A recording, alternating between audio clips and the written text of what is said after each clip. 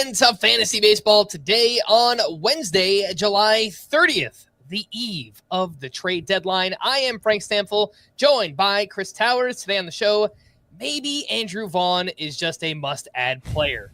We'll take a look at hitters mashing in July, and there's one who hasn't been doing that. His name is James Wood, and people are asking questions. What is going on with James Wood right now, who is slumping quite a bit? Chris, you're back. How was your time away? I mean, it was nice. Nothing happened while I was gone, so I didn't have anything to catch up on. I haven't already written like 1,500 words for the newsletter, just catching up on what I missed over the past couple of days. So yeah, it's fine. It was my wife's family likes the beach too much. Is really like I'm not a beach person. I'll take a pool. I'd love to be on a boat. The beach, Anakin Skywalker's, right? Sand is the worst. It's rough. It's coarse. It gets everywhere. And we were at the beach for like 6 hours, 2 out of the 3 days. And that's too long to be at the beach, frankly. I know like complaining about a like beach vacation, is like real first world problems here, but like I'm good with 2 hours at the beach. I hit the 2 hour mark and I want to be anywhere in the world, especially when it's 95 degrees. I do enjoy swimming at the beach, but, you know, it does have to be within a certain time limit. I don't think I want to be there all day either. Let's just start today's podcast like we have the past two. Just get some big news out of the way here because why not? Ronald Acuña left Tuesday night's game with right Achilles tightness. After the game, he was seen walking in a boot. And then we learned that he's going on the IL. We also got this tweet from Mark Bowman, who covers the Braves. Acuña held back tears as he talked after tonight's game. He said he'll be further evaluated, likely an MRI tomorrow. He felt discomfort when he scored from first on Monday. He lobbied to play today because in his mind, he had missed too much time already this season. And before we talk about replacements and all those other things, it's just, what are the Braves doing here, man? Like, they are not playing for anything at this point in the season. I get that Acuña has missed time and okay, yeah, like he wants to get out there. But, I mean, we've seen this in other sports. We've said it time and time again. It's at some point you have to protect the players from themselves. Yeah, that's the whole goal of a medical staff, right? Like, look, we're not doctors. We don't know, like, if he was walking with a limp or anything. Like, but, yeah, the whole point is players are always going to overstate their health, right? Like it's very rare that a player's like, yeah, I just can't go out there. If they've got a chance to go out there, they're going to try. And it's the training staff's job to say, this one game doesn't matter as much as keeping you healthy in the long term. And hopefully it's not a serious concern for Acuña. Hopefully it's just a relatively short-term thing. But look, we are also at the point in the season where, you know, there are 7-8 weeks left in the regular season, maybe 9. I don't know how many weeks are in a month, 4.5, something like that. Probably 8, something like that. Yeah. If he misses 3 weeks, that's a big chunk of the remainder of the season. It's not like you should drop Acuña. You can't do that, but you know, even if it's a relatively minor issue, the same with Judge. You're gonna miss a decent chunk of the remainder of the season. It's a big blow. Yeah, and Tuesday in general was just a rough night for outfield injuries. Yeah. We learned that Byron Buxton was placed on the IL due to left rib cage inflammation. Big loss. Mm-hmm. He's, you know, the 4th best outfielder in fantasy so far this season, just having an awesome year. Juan Soto left after fouling a ball off his foot in the 4th inning of that game. X-rays came back negative. He's day-to-day. Jackson Chourio left with right hamstring spasms, and spasms usually aren't too bad, but you know, anything with the hamstring can be tricky. And Ian Happ left after fouling a ball off his shin. X-rays came back negative, and on top of that, as you just mentioned, we're also down Aaron Judge right now. So it is just a rough time for the outfield position and outfield injuries. You need replacements. A lot of names that we've talked about recently. We mentioned a lot of these the other day when we went through Aaron Judge replacements, but some names in shallower leagues here, Chris. Jerkson Profar Sal Frelick, right around 75% rostered for both of those guys. And then Austin Hayes, who is at 58% rostered. How would you rank those three? I think I'd go Profar, Hayes, Frelick. Even in a points league, it's been maybe a week since I checked, but last time I saw, Austin Hayes was like the number 13 player in points per game at outfield. He's been great no matter the format. He's slowed down a little bit of late, but he's just been super productive. It's been a great fit for him in Cincinnati. So I think him and Profar are right there at the top of the list. Some names in medium-sized leagues. We have a couple Rockies, more than a couple. Jordan Beck, Mickey Moniak, Tyler Freeman. So the entire Rockies outfield, basically.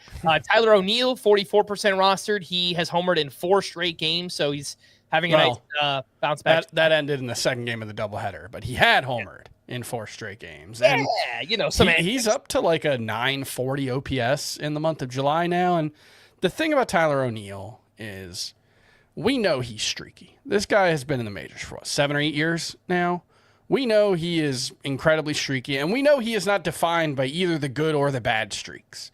So as bad as he was for the first, 100, probably 50 games that he played this season, we know he's capable of getting super hot, and he's super hot right now. So I think Tyler O'Neill among this group has to be the highest priority. I would put Tyler Freeman second among that list. Yep, and want to mention Ramon Laureano as well. He's been... I know Scott pointed this out the other day. He's been hitting for the past year, like calendar year, 365 days.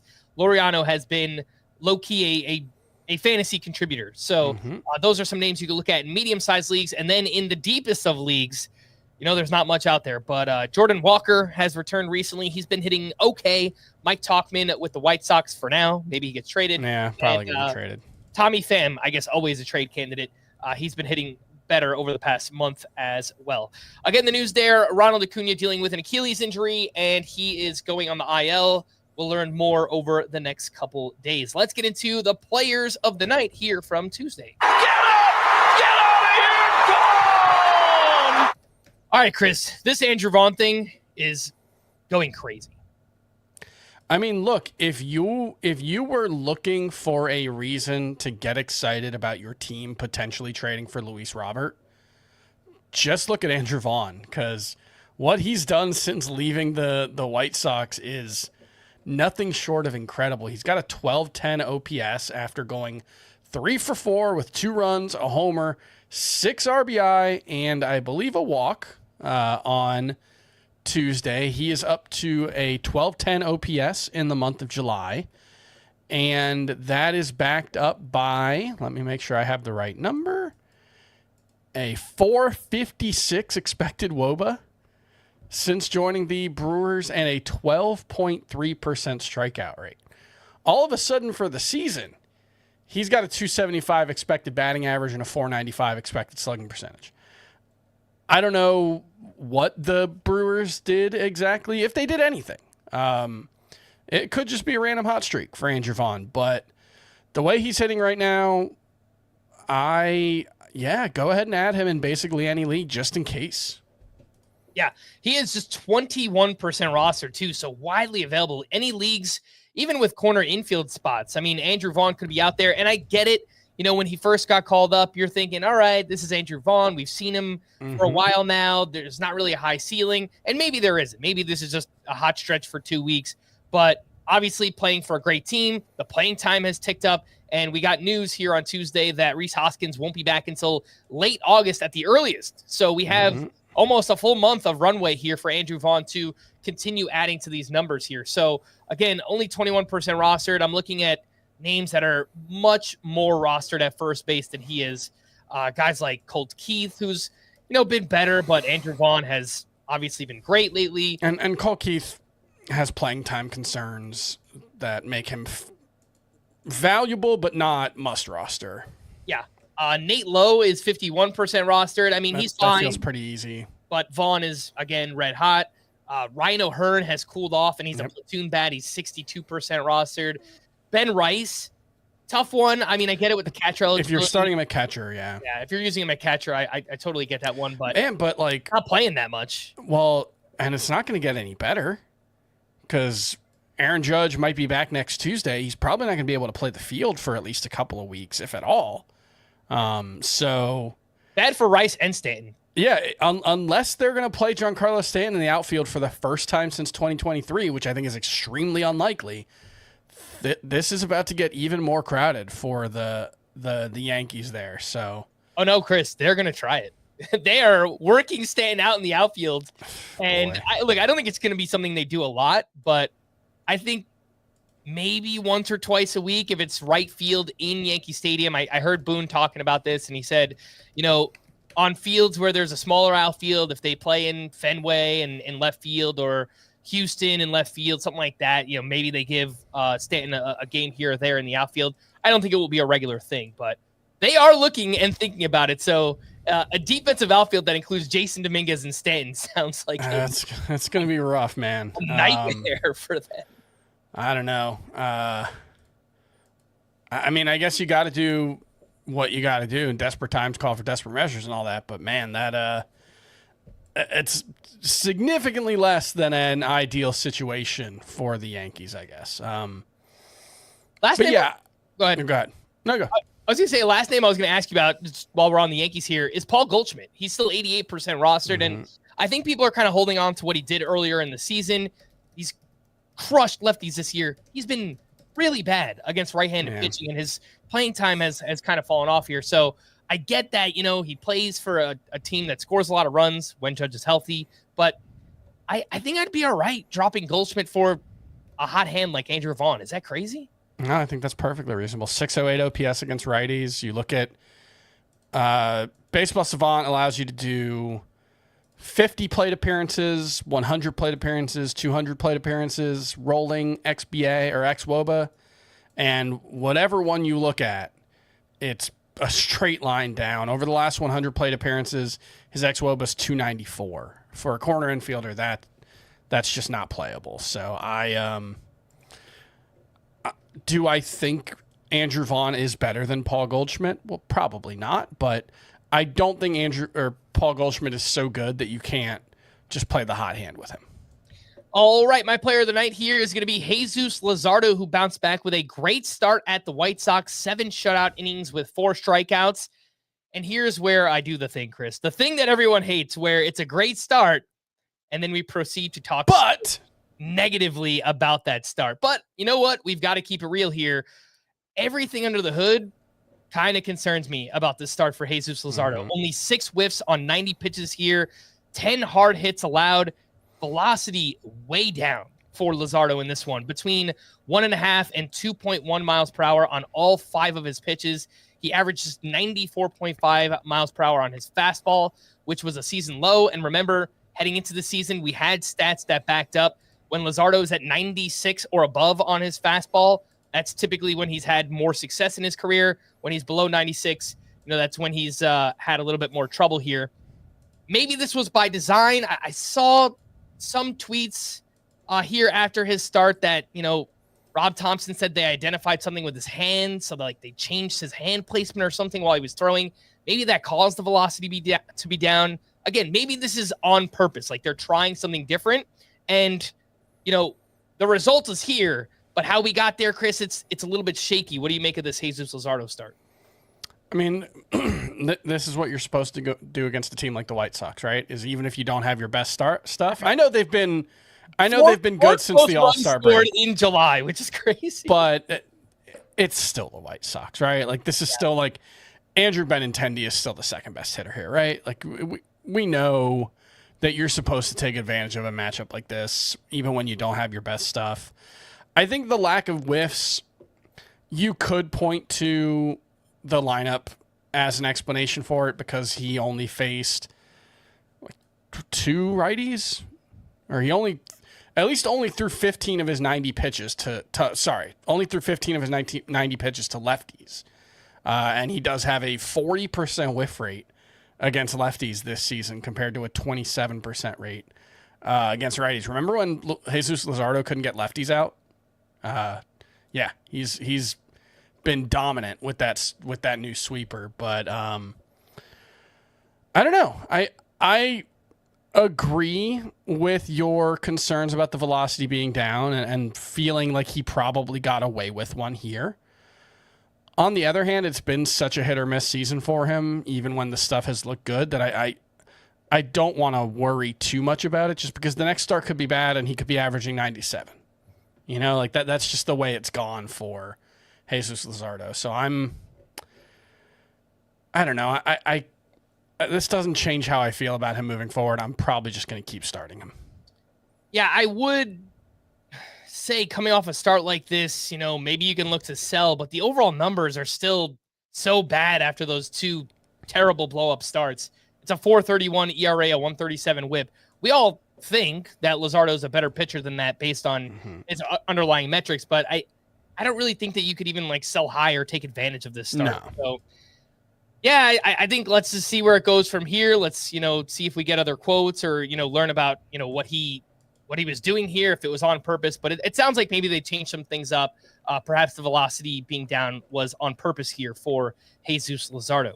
Before we hit our first break, reminder to sign up for the FBT newsletter if you haven't already. If you're watching on YouTube, scan that QR code. It will bring you right to the website where you can sign up for free.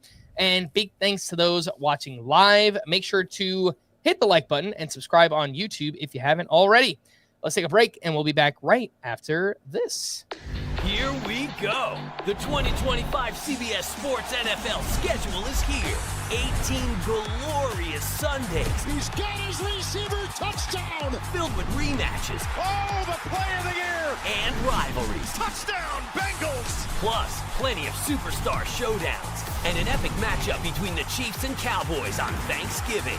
Clear your Sundays beginning September 7th for the NFL on CBS and Paramount Plus. Welcome back in Fantasy Baseball today. Let's run through the news and notes, and we do have a positive update on Aaron Judge.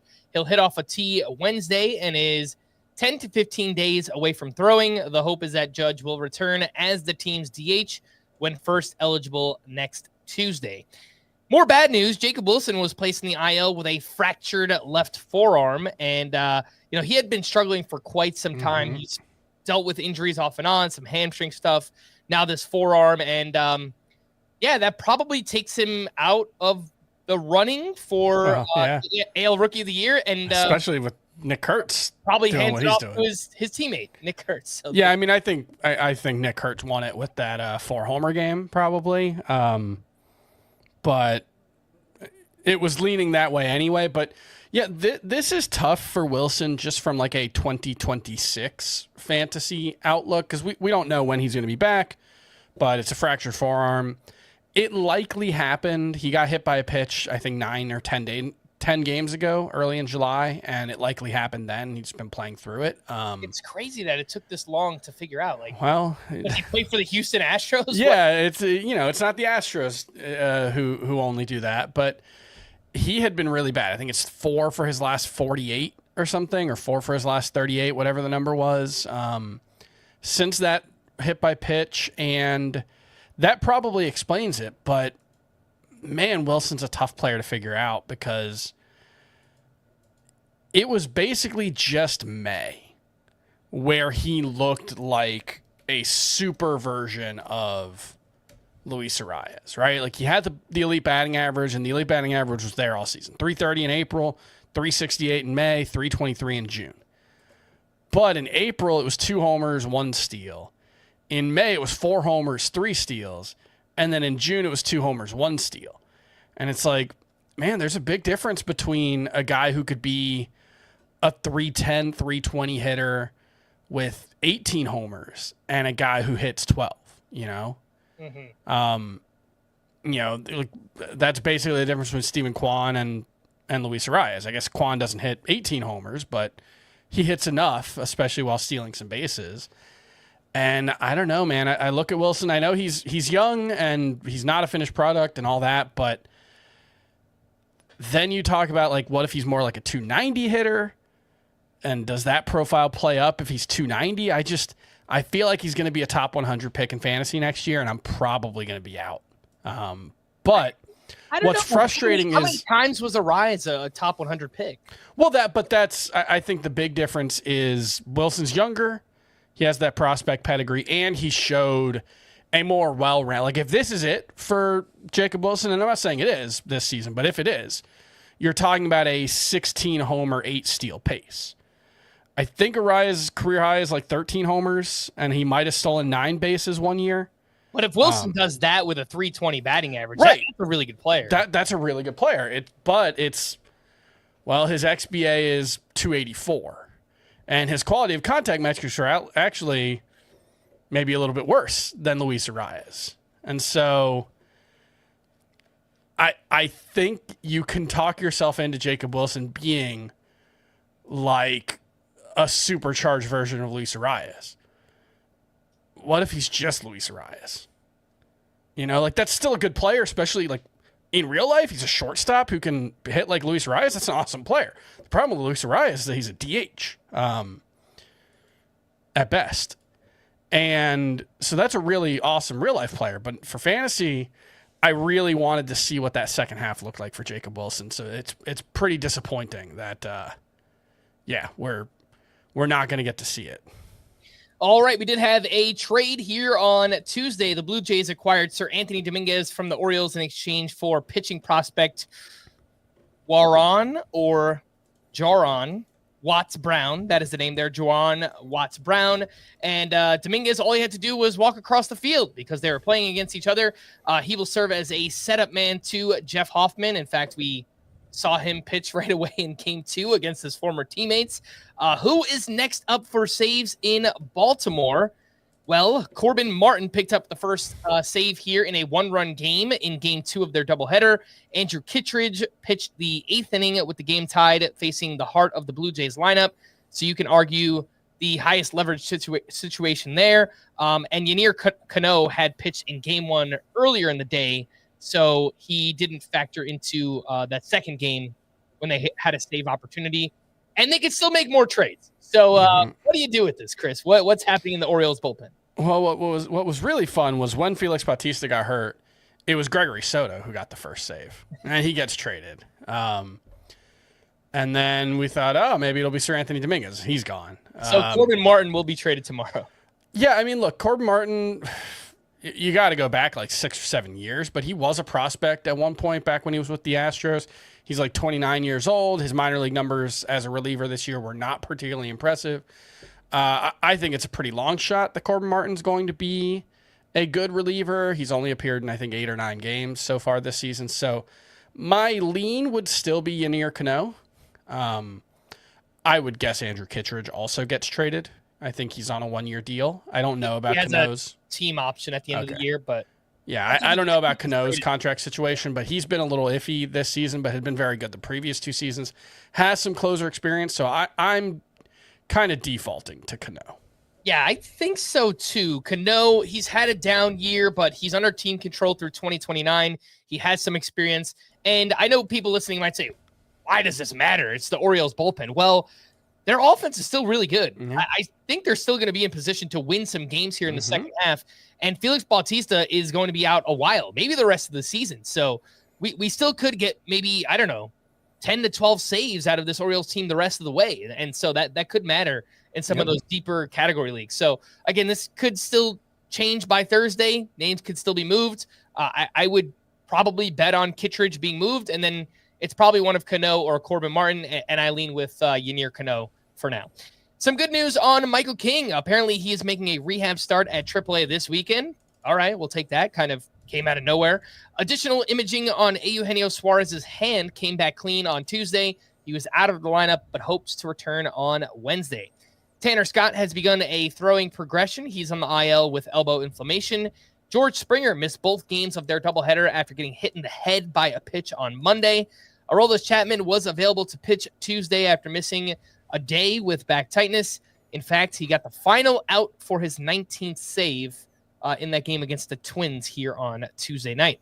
Brandon Lau is expected back when first eligible on Wednesday, so up against the Yankees there. It's a pretty important series for both of those teams. Shane McClanahan played catch from 60 feet on Monday. He's had his rehab paused after soreness in his left biceps.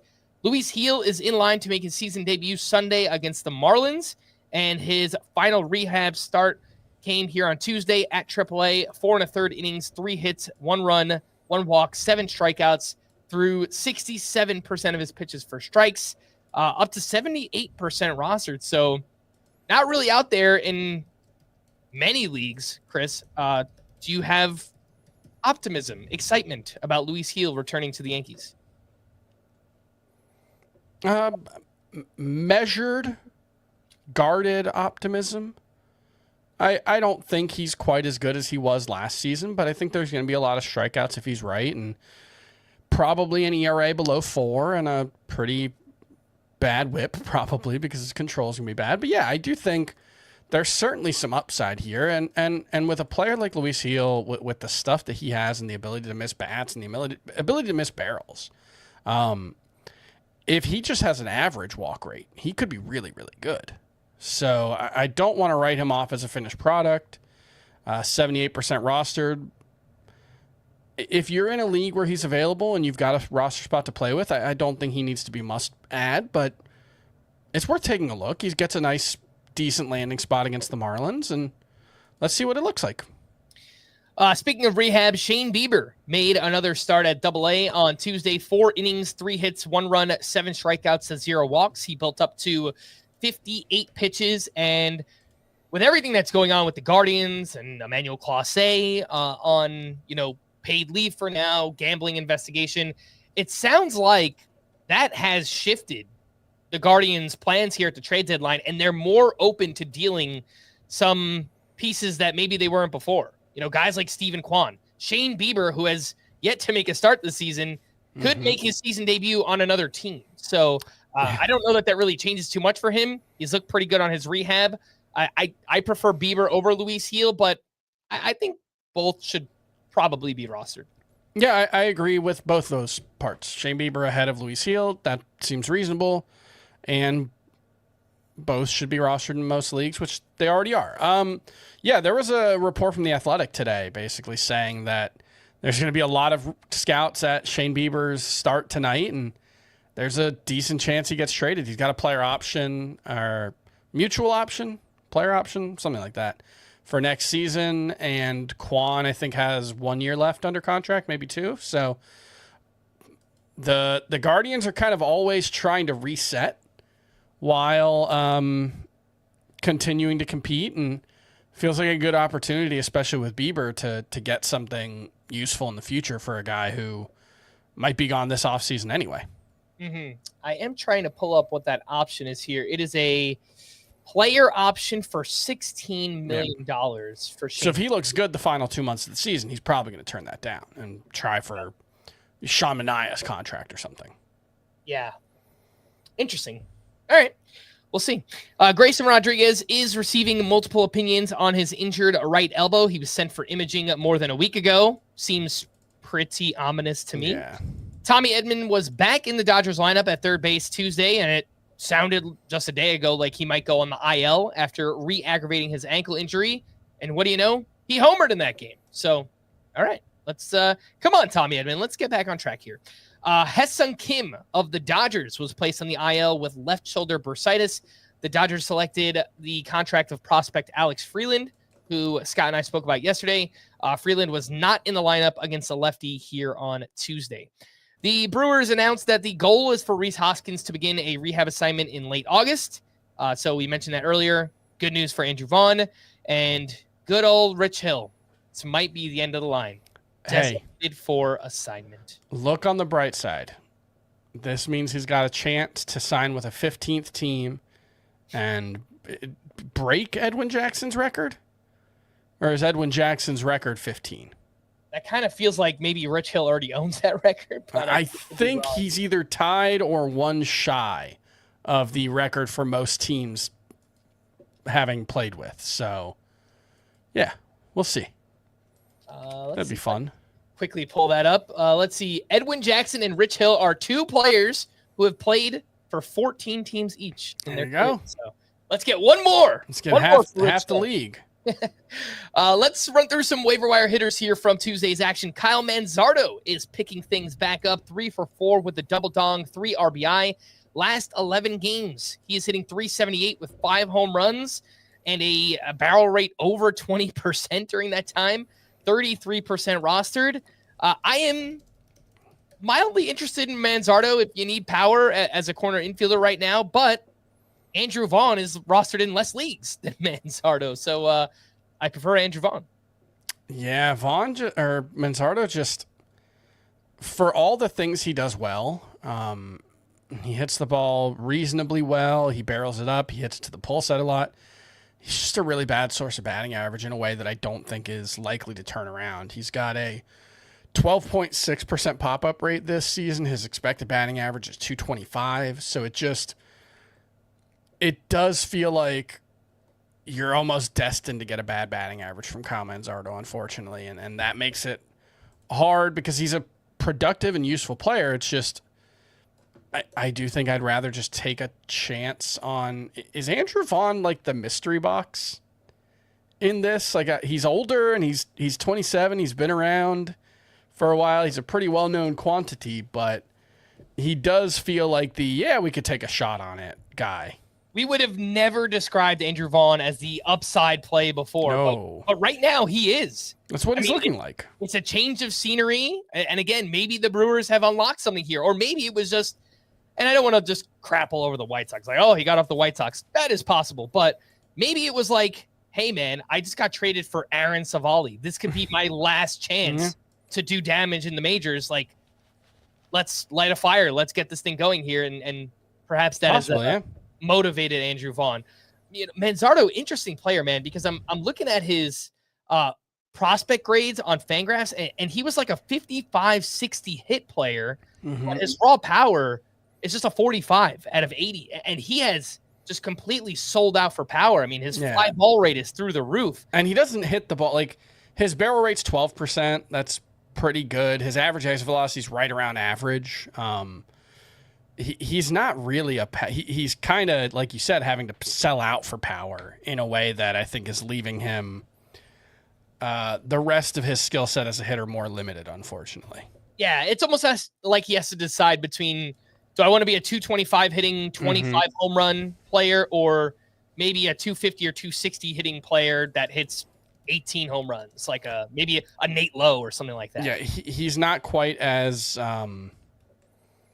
extreme as Isaac Paredes in his quality of contact or the amount that he pulls the ball, but it's sort of similar to that. It's just he's not quite as good at all of his bat control is not as good. His plate discipline's not as good as Isaac Paredes, unfortunately.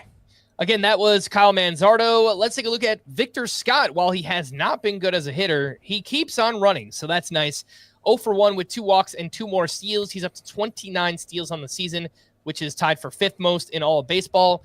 47% rostered. I think that's probably right. Victor Scott only needs to be rostered in category leagues where you need speed. Absolutely. That's pretty much it. 2 deep league names here. Lennon Sosa quietly having himself a solid month. In July, hitting .277, 4 homers, 18 RBI. That's quite a bit. And a .785 OPS. Brooks Lee had himself a huge game after relieving an injured Carlos Correa. He went 3 for 4 with a double dong and 5 RBI. Any deep league interest in utility-ish guys, 3 positions for each of these guys, Lennon Sosa or Brooks Lee? I think Brooks Lee's more interesting than Lennon Sosa, but that's not saying a ton, unfortunately. So no, I'm not super interested in either of those guys. All right, let's take our final break. When we return, some waiver wire hitters. What's going on with James Wood? I have some hitters who are mashing in the month of July. We'll talk about all that right after this. They want to take this place from us. My family is in danger. My wife is lost to me, and I don't have time. 1923, new season now streaming exclusively on Paramount Plus. Welcome back in Fantasy Baseball today. Let's run through some waiver wire pitchers. And Eric Lauer, solid at the Orioles in game 2 of their doubleheader. 5 innings, 2 runs, 4 strikeouts for him. 9 starts since joining the Blue Jays rotation. It's a 3 ERA, a .98 whip, just over a strikeout per inning, 72% rostered. Looks like a 2-star pitcher next week at the Rockies, at the Dodgers. So look, the Rockies have hit better lately. They're still not a great offense, obviously, but it's in Coors Field. Anything that can happen. The Dodgers offense legitimately has looked terrible. Yeah, it's been really bad. What are your thoughts on Eric Lauer here? I don't really get it. Like his fastball's been really good, but he averages like 92 with it. I don't know. The underlying stats mostly back up what he's done. It's like low 3s in the FIP and xERA. He's missing bats with his 4-seamer. It just feels like who's the other Blue Jays guy that we did this with last season? Bowden Francis. Feels like Bowden Francis. Feels like But you know what? It never fell apart for Bowden Francis until this year. Yeah, and look, maybe that's what it'll happen with Eric Lauer, and he'll get away with it for the next couple of months, and I'm fine riding the hot hand with him. In a Roto League next week, that could go really poorly. At Colorado, at the Dodgers, for a marginal talent like Eric Lauer, yeah, I must start in a points league for next week. I would be scared of a Roto League. Yeah, I have a little bit more optimism for him. I mean, he's doing a great job throwing strikes. He's limiting walks. Extreme fly ball pitcher. He's done a good job avoiding barrels thus far, and his pitch mix is working right now. He's not an overpowering pitcher by any means, but look, Blue Jays pitching for a great team right now. He'll get some run support. So, look, the matchups are a little bit scary, but I don't know. I have optimism in Eric Lauer as, I guess, a little bit more than a streamer type, I guess, at this point. A couple other names here. Charlie Morton, a quality start against the Blue Jays. 6 innings, 3 runs, 3 walks, 2 strikeouts. Logan T. Allen, solid outing against the Rockies. 7 innings, 2 runs with 3 strikeouts. And Justin Verlander, a solid one at home against the Pirates. 5 innings, 1 run, 7 strikeouts for him there. Looks like Verlander could be a 2-star pitcher next week. Logan Allen is at the Mets. Charlie Morton, we have no idea because I'm pretty sure he's going to get traded. So, yeah, that's the thing with Charlie Morton is, one, even when he's good, his whip is just so bad. Like, even this stretch, 3.88 ERA, that's pretty good. Strikeout per inning, that's fine. 143 whip. He's actively hurting you there. So in any categories league, he's an iffy start even when things are going well. Kind of feel like Justin Verlander's in a similar spot. Obviously, I think his overall whip should be better, but I just don't know how helpful he is. So these are all very fringy options, I think. And Logan Allen is clearly just Rockies on the road. I don't have any interest in that. I did just see some news here. Ian Happ apparently is going on the IL, and Moises Ballesteros is being recalled by the Chicago Cubs. So okay, so Suzuki will play more outfield. Yeah. Get by. Okay, that's interesting. Look, deeper 2-catcher leagues. I know it's been an awesome position all season. Yeah, we don't really need it. Think I would still, for fantasy, take Francisco Alvarez, who's returned recently. Yeah.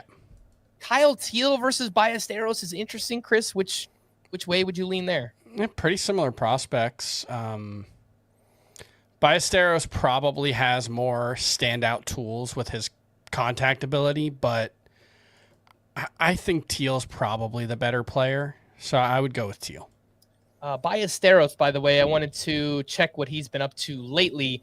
I mean, the overall numbers are still awesome for Moises Ballesteros at AAA, hitting .331, 9 homers, 4 steals, and .888 OPS, 90.7 average exit velocity.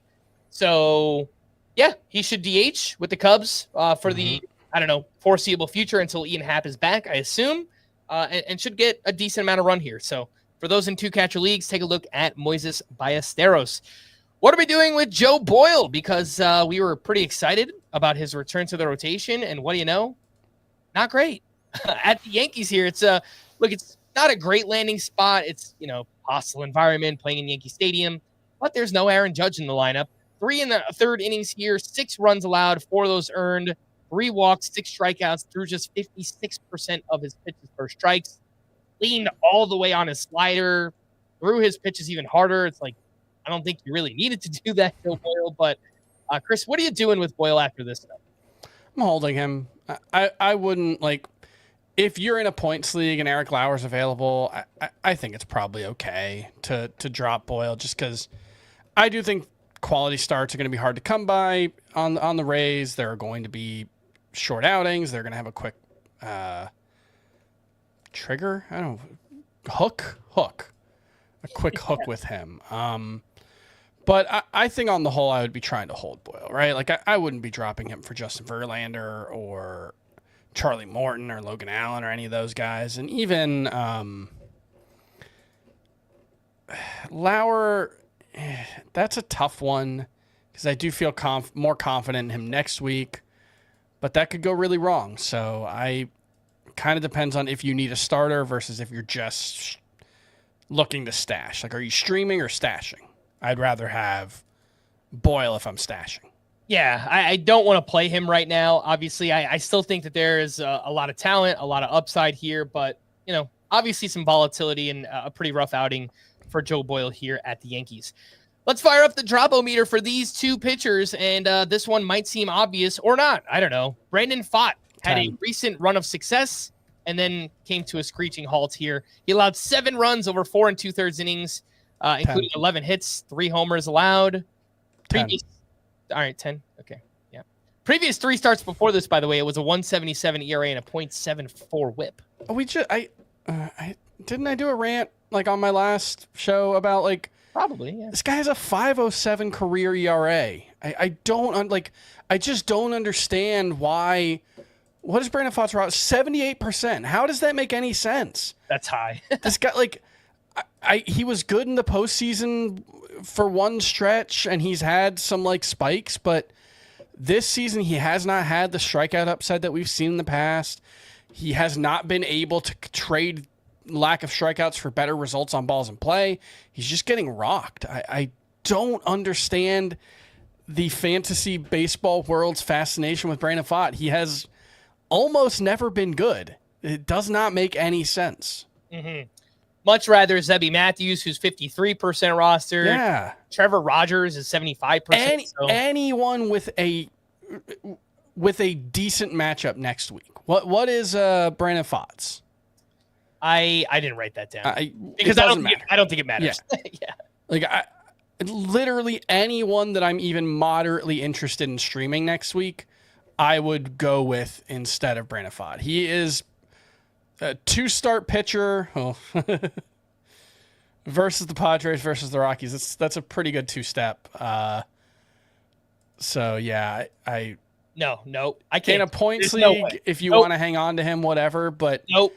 I just don't see any upside here. He doesn't. I'd much rather drop him for like anyone who has an ounce of upside. Yeah, the stash guys, Luis Heel, Bieber, Zebby Matthews, who we talked about. Yeah, I totally would make that move for Brandon Pfaadt.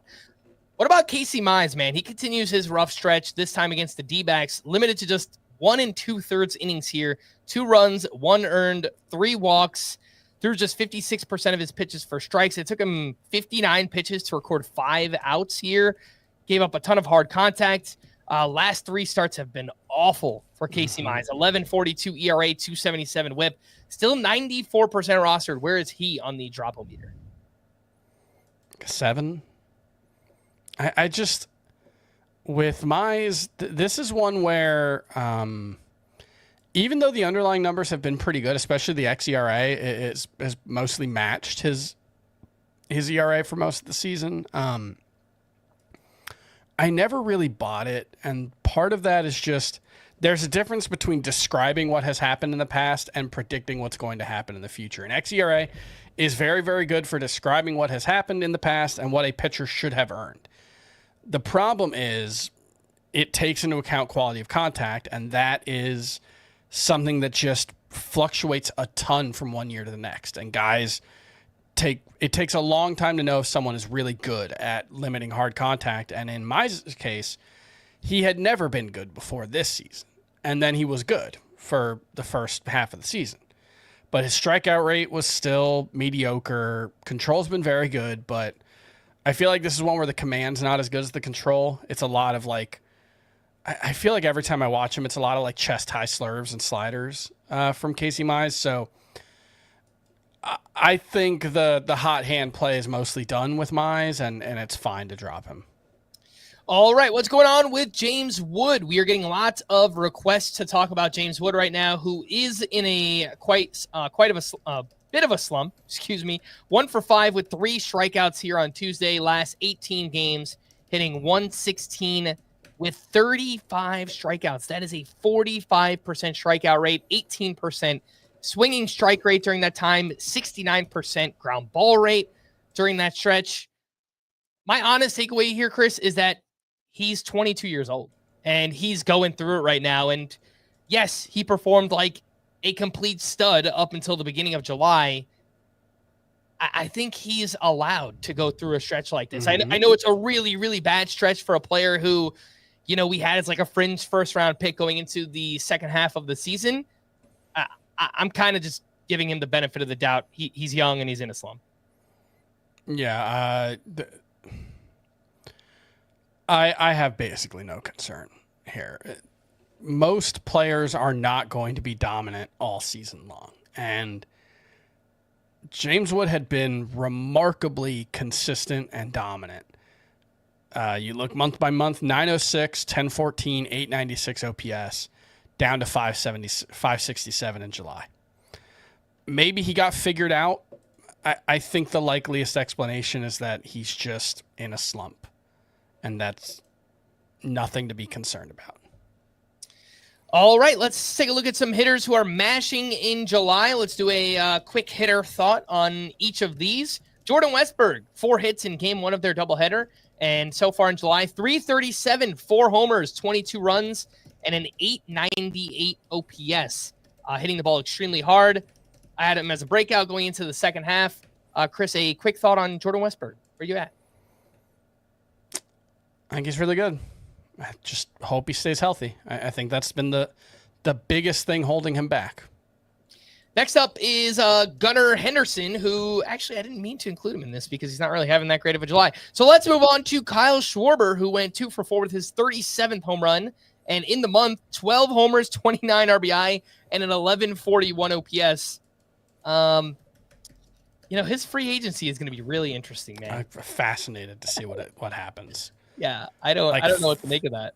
120. Is that not enough? I don't know if $24 million a year is enough for him. How old is he going to be this offseason? He's like 34, right? 30. Actually, 30. He's only 32. 32 on opening. 33 on opening day next year. Yeah. Interesting. That's the fascinating. What contract did Freddie Freeman get? It was like 6,150. 6,162. Yeah. I don't know. Yeah, 4 for 120. Something like Feels a little steep for a DH, but 6 for 150. 5 125 for Schwarber. Yeah, I think that makes sense. And if I'm a contender, I'd be thrilled to add that, even if he's a DH only bat. Which I don't know if you saw that play he made in the outfield yesterday or Sunday, whatever it was, when he fell down while making a catch. I didn't see it. He could probably still play first base, right? Like, yeah, why not? He's awesome. And it's the kind of thing where it could fall apart quickly and the final few years of that deal could look horrible, but he is he's clutch. I know we don't like to talk about such things, but Kyle Schwarber clearly is. He's gotten better the past couple of years. I'm a huge fan of his game. Yeah, I think that his game could age pretty well, too. He's got a great eye at the plate. I mean, maybe the batting average will fall off pretty hard here, but, the ability to get on base and, good eye. So I don't know. Maybe the skill set could be all right here for, I think, at least the next 2 to 3 years for Kyle Schwarber. Huge game for Jarren Duran, 2 for 4 with a sock and a shoe, his 10th home run, his 18th steal. He has turned it up big time in July. 299 batting average, 4 homers, 3 steals, 1036 OPS. And this could be one of those players, Chris, where okay, it was a bad first half, but we know how talented he is. And it could be one of those where everyone tuned out in the second half. They're starting to prep for fantasy football, whatever it might be. And then you look up at the end of the year and boom, Jarren Duran wound up getting to his numbers. Yeah, the one thing that I would be interested in seeing, and maybe I can pull it up quickly enough while I'm talking, is just he has been sitting against some lefties lately. So that's the thing that I am wondering about with Jarren Duran, is just how much of that has been happening. And let's see. Yeah, no, I guess he hasn't been sitting out. Am I doing this right? No, he's been playing pretty consistently. He has... No, you're right. He has sat out 3 of the past 6 against lefties. Okay, I was looking at this wrong. Okay, well, basically played against almost every lefty before that. So, fair point. And there's a chance he gets traded. I don't know how good of a chance it is, but like,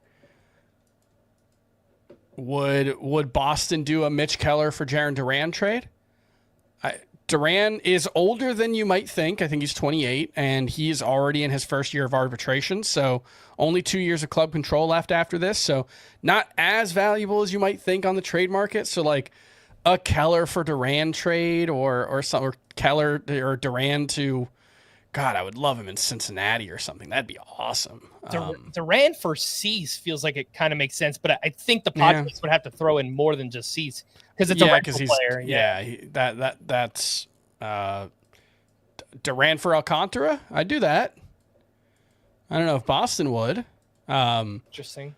But I wouldn't mind him getting traded just because that is a sort of tough park for lefties, especially for power. And, it's super crowded in their outfield right now. So I think he's got a better chance of playing every single day the rest of the way if he's somewhere else. All right, we have 2 Royals hitters who picked it up in July. Bobby Witt hitting .315, 4 homers, 7 steals, .889 OPS. And Vinny Pasquantino, Vinny P, baby, went 3 for 5 with his 18th homer, and he now has 6 home runs, 18 RBI, 915 OPS in the month. And he is 1 home run away from tying his career high, which was 19 just last year. Anything on Bobby Witt or Vinny P picking it up? I mean, Bobby Witt, the only question was, is he the second best player in fantasy or is he the 4th best player in fantasy? Well, right now he's the second best because Judge and Acuña are hurt. True. I still think if all 4 of them are healthy, he's probably more like 4th, but that is not a knock on Bobby Witt. For Vinny P, I don't know. Like, he might get to 30 homers this season. Does it really feel like he's having that great of a year? His OPS has climbed every month this season. Yeah. So he got off to the slow start. Is it up to around 800 right now? He's at... No, it's still below 800. 777. So, yeah, overall, his numbers look very similar to the last couple of seasons. It's a fine player. It's just not the star we hoped he would be. Like it seems like the batting average, stable, high floor kind of guy. Yeah, but not the true difference maker that we were hoping he would be. Look, maybe he carries this through the next couple of months and we have a different conversation. But I think right now it's Vinny P's a fine player. Yeah, 265 hitting, 25 homer, 85, 90 RBI. It's a good player. It's not like a league winner or anything like that. CJ Abrams, not exactly mashing, but he has been running wild. 3 steals in 2 of his last 3 games. He's got 9 steals here in the month of July. Quietly just having a very solid season here is CJ Abrams. 2 other hitters who are mashing for just part of July here. So far in the second half, Michael Harris, 395, 3 homers, 1226 OPS. Very small sample.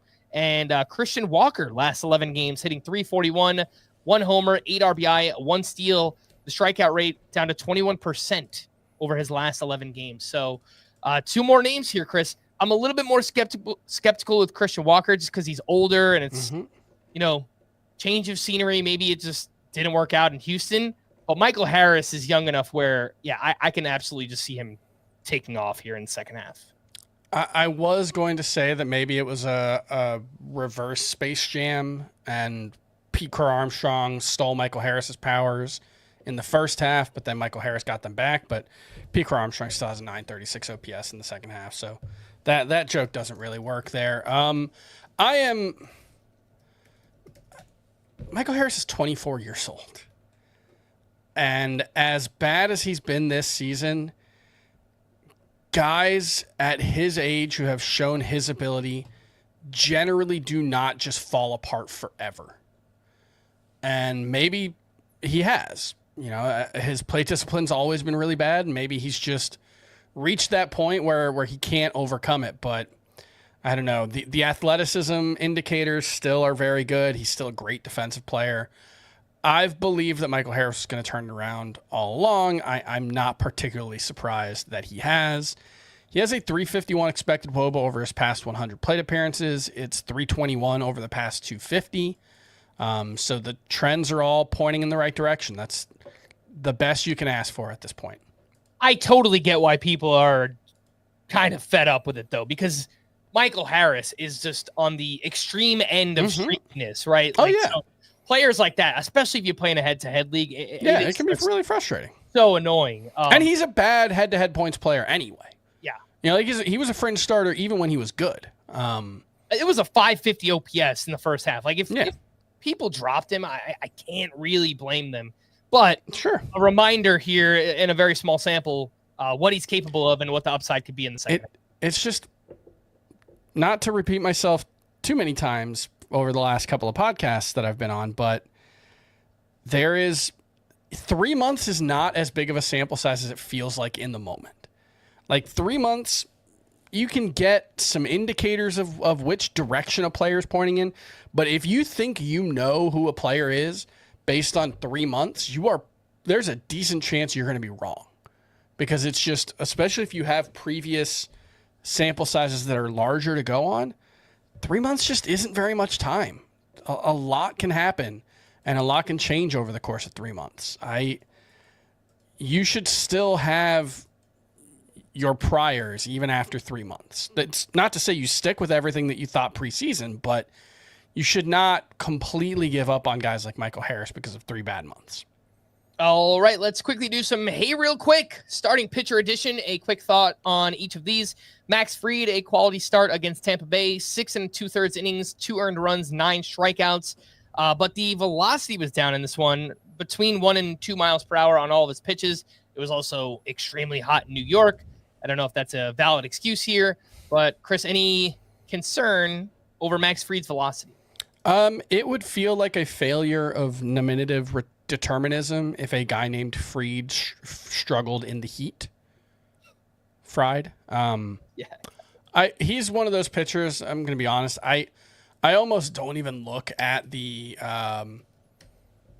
the pitch log stuff with Max Fried just because it changes every game. His velocity can fluctuate from game to game, and it never seems to matter. He's always good. I know he's been a little shaky lately, and maybe the blister is playing a role in that, but I'm going to keep rolling him out there as long as the Yankees are. All right, next up, Nick Lodolo racked up some big whiffs here against the Dodgers. 5 1/3 innings, 2 runs, 11 strikeouts, had 16 whiffs on 94 pitches. And Chris, I know you've been waiting for strikeouts all season. Well, guess what? In the month of July, 5 starts, a 14% swinging strike rate here for Nick Lodolo. Yeah, curveball still doesn't have the movement profile that it did last year when it was more sweepy, was a better swing and miss pitch overall. Doesn't look like we're going to get that back, so I'm still skeptical of Lodolo being a strikeout pitcher, but his command has been awesome all year. He's generating weak contact. I generally think, okay, he's probably not a 3.09 ERA guy, but maybe a 3.49 ERA guy. I think that's reasonable enough. That's a small difference. Lucas Giolito bounced back with a strong start at the Twins. 6 innings, 1 run, 5 strikeouts, had 13 whiffs on 101 pitches. I've got to be honest, Chris, I don't really get it with Lucas Giolito, but, for the past, month, 6 weeks, he's had a lot more good starts than bad ones. So where are you at on Lucas Giolito? I don't really think he's very good at this point in his career, unfortunately. While it's been more good than bad lately, and I guess in a head-to-head points league, that makes him a viable starter, In Roto, he's given up a lot of it with his bad starts. I don't know. I don't really see much reason to be excited about Lucas Giolito at this point. He has three starts all season with more than 6 strikeouts. He's only got like 5, I think, with 6 strikeouts. So the strikeout rate's been mediocre. Command's been okay. He's giving up a lot of hard contact, and Boston's got a really good defense. You know, that could help explain why he's been able to outrun his peripherals, but it's a 5.62 xERA for the season, or it was coming into this start. Yeah. I think it's more likely that his ERA starts with a 4 than a 3 moving forward.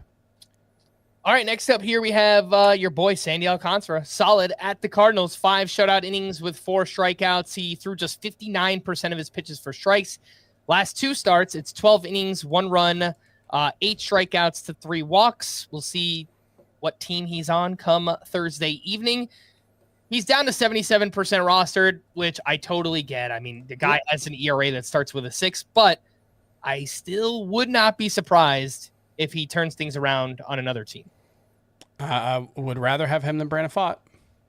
I will say that.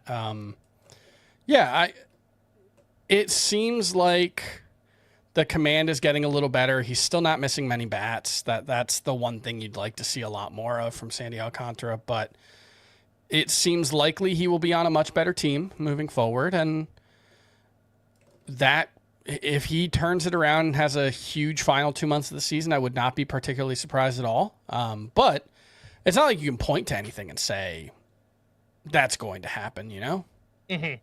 Next up, we have Sean Manaea, 5 innings, 1 run, 4 strikeouts here at the Padres. And we've been paying attention to the velocity because it's trended down in each of his first 3 appearances. It was back up a little bit here, 91.4 miles per hour on the fastball. Last time out, it was 90.4, and his sweeper was at 78.7. Last time out, it was 77.6. It's also just kind of interesting that he's become a 2-pitch pitcher so far this year. It's just fastball and sweeper. So, Sean Manaea, the results are there. He's kind of a confusing one for me between the pitch mix, the velocity fluctuations, and the loose bodies in the elbow and things he was dealing with early on this season. I still think he's mostly going to be good, but I don't know. Kind of a confusing one. Where are you at on Sean Manaea? I mostly buy it. I'd like to see him missing more bats. It was only 7 whiffs in this one, and the sweeper is, I guess it's not too far below what it was last season, but it hasn't been great. Let's see. Only 2 swinging strikes with that.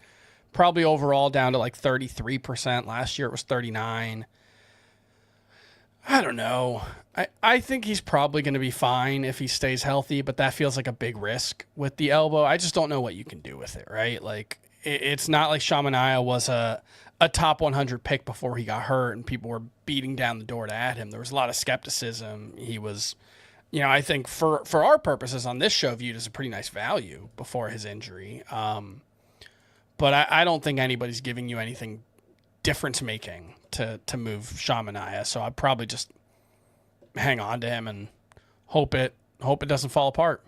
Yeah, and for most people that have Sean Manaea on their team, you either added him in the past, month or two, or he was super cheap, or you just stashed him on your IL all season. So really, anything you get moving forward is gravy from Sean Manaea. He's just been a little bit confusing so far through his 4 appearances, at least for me. Tyler Glasnow had a rough outing at the Reds. 4 innings, 4 runs allowed, 5 walks to 3 strikeouts.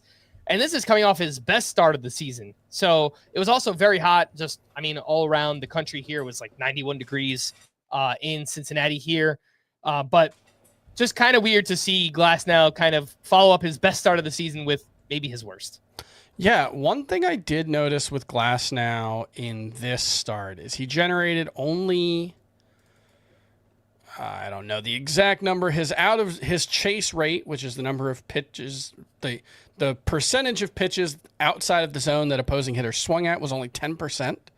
Today, that is super low, obviously, and for the season entering today, it's only 22%. This is Tyler Glasnow, a guy for his career chase rate, 27%. Previous years, 27, 30, 36. So when you're looking at why Tyler Glasnow has an 11% walk rate, that's probably it. He's just not getting guys to go out of the zone. I'm not sure exactly what explains that because the stuff still looks really good, but he hasn't quite been there. Like even in this start, 52% of his pitches were in the zone. It's not like he was scattering them everywhere. It was just when he didn't throw it in the zone, the Reds just did not chase. And that's a good approach if you can make it work. It's just Glasnow's career suggests that that's not the easiest thing in the world to do. Some hitting leftovers here. The Tigers offense woke up. They have been in quite the funk here in July. They put up 12 runs on 19 hits, including home runs from Gleyber Torres, Riley Green, and Zach McKinstry. Cody Bellinger continues to rake, hit his 20th home run of the season. 70 games since the start of May. 309 batting average, 17 homers, and OPS over 900 for Bellinger. Jonathan Aranda hit his first home run against a lefty this season, and it came off of Max Fried. It was his 12th homer of the year. Marcell Ozuna might not be done yet. Back-to-back days with a homer. I guess one last push to show that he's got something. Maybe some team comes knocking and trades for Marcell Ozuna. Austin Riley clearly listened to the podcast last night and has now homered in back-to-back games. And Gunnar Henderson, 4 for 8 with a homer, 4 runs, 4 RBI across the doubleheader. He's having an okay July. Batting average has been fine. We still just need more power. He's just kind of having an okay season. Yeah. 284, 12 homers, 14 steals, 819 OPS. I mean, that's a good pace. Fine numbers. It's not a, top 7 or 8 player. Yeah. And I don't think any of us had him as even a top 24 player heading into the second half, right? Did you? You have Gunnar? Gosh, I can't remember. That was so long ago. It was a whole lifetime ago. That's 2 weeks ago. Yeah. Brother, I can barely remember 2 days ago. When you were on the beach for 8 hours? Yeah, that's fair. The only thing with Gunnar is just last 365 days, it's a 278 average, 350 on base, 469 slug. That all seems good. 20 homers, 21 steals. Okay, the 21 steals, that's great, but 20 homers. Yeah. That's pretty disappointing for a guy who hit 37 last year. But then you remember, it was kind of super front-loaded last year. It was 28 home. Remember, he was right there with Judge heading into July for the Major League lead in home runs. And then he only had 9 in his final 64 games. And that has continued here in the 2025. So it does make you wonder if Gunnar Henderson is just more of a very, very good hitter than an elite one. The quality of contact still suggests he should be a very good power hitter. I would still peg him as more of a 30 homer guy, but it's been a while since we've seen that. All right, the call to the bullpen here for the Yankees. Devin Williams got the 9th inning with a 3-run lead. He allowed a run on a walk and a hit, but picked up his 17th save of the season. For the Reds, Emilio Pagan got the 9th with the game tied. He allowed a run on a hit and a walk. He took the loss. On the other side for the Dodgers, Alex Vesia got the 9th inning with a 1-run lead. He struck out 2 for his 4th save. It'll be interesting to see in their next save opportunity. Do they go back to Vesia, who converted this one? Or maybe Blake Trinan, who didn't look very good in his return on Monday. For the Royals, Carlos Estevez allowed a hit, but picked up his 28th save. For the Astros, Josh Hader struck out the side for his 28th as well. For the Pirates, David Bednar was unavailable. Dennis Santana got the 9th inning with a 2-run lead. He struck out 2 for his 6th save. And for the Angels, Kenley Jansen picked up his 20th save of the season. To stream or not to stream, on Wednesday, we have Dean Kramer up against the Blue Jays. Chris Paddock in his Tigers debut gets the D-backs. Adrian Hauser against the Phillies. Will Warren gets the Rays. Jeffrey Springs against the Mariners. It's not a great day. Yeah, I'm not a huge fan of a lot of these options. Man, yeah, Kramer's been good, but the matchup, the Blue Jays have just been awesome lately. I think Paddock versus Arizona might be my favorite. Did we talk about Suarez He left yesterday's game with the hand injury. It sounds like he might play tomorrow. Yeah, I mentioned it during the news. That might honestly be the deciding factor for Kramer, because that lineup gets pretty shallow if Eugenio Suarez isn't in it. I think you mean for Paddock, right? Yeah, Paddock. Sorry. Yeah. So for Wednesday, it's I don't trust any of these guys. Like, kind of disclaimer with this, but I guess I would say Springs, Kramer, and I guess Adrian Hauser. But again, yeah, I don't really like any of those. Thursday, it's a 3-game slate. It's trade deadline day. There's not much. Why even have the 3 games? Yeah, just give everyone a day off. Yeah, like if you're gonna only have 3 games, just have no games. You know, I don't understand the thought process here. Yeah, I mean, we only have possible options: Kumar Rocker at the Mariners and Marcus Stroman against Tampa Bay. Sure, yeah, Rocker. Yeah. Don't use anybody on Wednesday or Thursday, basically. Yeah, can we just not do the podcast on Thursday night and just do the trade deadline recap? Yeah. I don't know. I might just, instead of doing a bonus podcast, I might just save all the trade deadline stuff for Thursday night. I mean, it's a 3-game slate. What else are we going to talk about? I mean, or just FBT Express on Thursdays, just breaking down the 3 games. There you go. People are still clamoring for more Scotty doesn't know. So, we could always. Okay, we got to keep that go with around. that. We are going to wrap. Well, we can do Scotty doesn't know what team players are on. At the trade deadline. Where did this random prospect wind up? Let's play a game. We are going to wrap there for Chris. I am Frank. Thanks as always for tuning into Fantasy Baseball today. Please make sure to follow and leave a 5-star rating on Apple or Spotify. And we will be back again tomorrow. Bye-bye.